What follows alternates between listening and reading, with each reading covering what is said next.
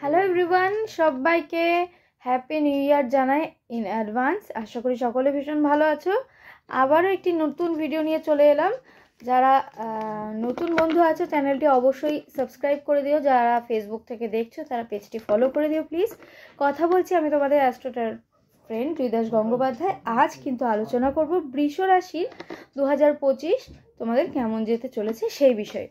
তো চলো taro card রিডিংয়ের মাধ্যমে দেখে নেওয়া যাক 2025 বৃষ রাশির সারাটি বছর কেমন যেতে চলেছে। ইনফ্যাক্ট এটা কিন্তু আমি ওভারঅল মান্থলি এক একটা করে কার্ড ধরে আমি তোমাদের রিডিংগুলো দেবো। তো অবশ্যই কিন্তু পুরো ভিডিওটা দেখে কমেন্ট করতে ভুলো না, এবং অবশ্যই চ্যানেলটি সাবস্ক্রাইব করো আর সবার সাথে বেশি বেশি করে শেয়ার করে দিও যাতে আরও বেশি মানুষের কাছে পৌঁছায়। ওকে, চলো দেখে নেওয়া যাবে।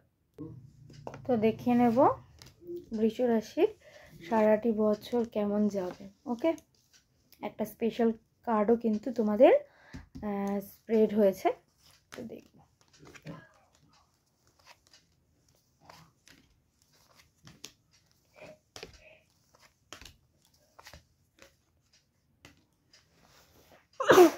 সরি,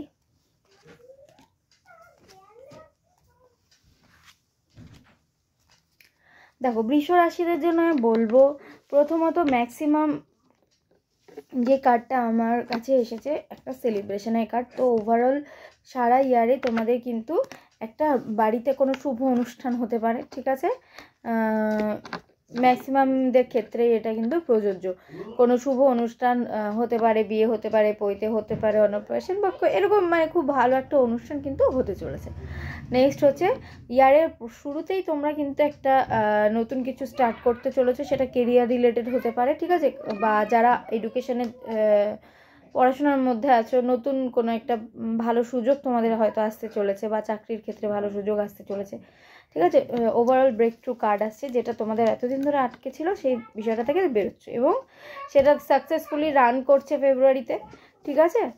চলো এবার দেখে নেবো মার্চ এপ্রিল নাগাদ তোমাদের কিন্তু সেম আমি মেষ রাশির মতন দেখতে পাচ্ছি যে একটু মন খারাপ বা শরীর খারাপ এই ধরনের জিনিসগুলো চলবে, একটু ডিপ্রেশন আসতে পারে কোনো বিষয়ে, ঠিক আছে? তো এটার জন্য কি করতে হবে, যে সাকসেসের কার্ডটা ছিল ফেব্রুয়ারি নাগাদ সেটাকে কন্টিনিউ ধরে রাখতে হবে। যে অনেকে হয় না যে ওভার থিঙ্ক করে ফেলো এবং পরে গিয়ে সেই এক্সপেকটেশনটা ফুলফিল না হলে প্রবলেমটা হয়, ঠিক আছে? সেখান থেকে প্রবলেমটা হয়, ডিপ্রেশনটা কাজ করে। তো ভালো মন্দ মিশিয়ে লাইফ, এটা তোমাদেরকে মেনে নিতে হবে প্রথমত, ঠিক আছে? চলো মে মাস নাগাদও তোমাদের কিন্তু হেলথ রিলেটেড কিছু ইস্যু যেতে পারে, এবং খুব সিম্পল মে জুনটা কাটবে। জুলাই থেকে তোমরা লাইফে আবার একটা নতুন কিছু সোর্স আসতে চলেছে, সেটা কাজের থ্রু হতে পারে কোনো রিলেশনে কেউ জড়ালে, যারা অনেক দিন থেকে কোনো রিলেশন নিয়ে প্রবলেম ছিল তাদের ক্ষেত্রে ভালো কিছু হতে পারে, ঠিক আছে? নেক্সট হচ্ছে অগাস্ট সেপ্টেম্বরটা তোমরা কি করবে শুনে নাও। কোনো স্কিজোফ্রেনিয়ার মাধ্যমে মানে কোনো ওই পুরনো ডিপ্রেশনটা নাড়াচাড়া দিয়ে উঠলো এবং ফাইটিং একটা মুভমেন্ট তোমাদের আসতে থাকলো। তো সেই বিষয়টাকে কিন্তু মাথায় রেখে ওভারকাম করতে হবে, এবং পেজটা ফলো করে সাথে থেকেও প্রত্যেকটা রাশি কিন্তু স্পেশাল একটা করে রেমেডি ইয়ারলি দেওয়া থাকবে, সেগুলো তোমরা দেখে নেবে, ঠিক আছে? চলো পরবর্তী দেখে নেব। নেক্সট মান্থ তোমাদের বেশ পজিটিভ একটা ভাইব আসতে চলেছে। মোটামুটি ধরো দুর্গাপুজো টাইম, সেপ্টেম্বর অক্টোবর, এই টাইমটা তোমাদের বেটার দেন হচ্ছে মে মাস বা জুন মাস, ঠিক আছে?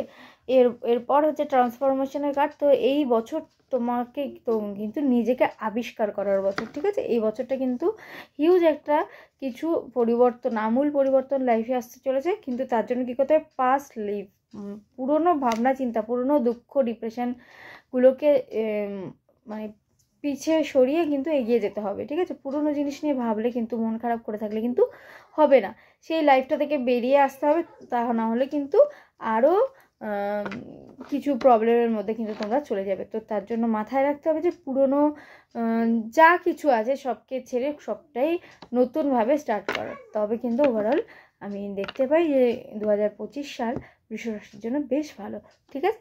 চলো আজ এই ভিডিও এই পর্যন্তই। যদি নতুন কেউ দেখে থাকো প্লিজ সাবস্ক্রাইব করে নিও, সাথে থেকো। Thank you so much, by.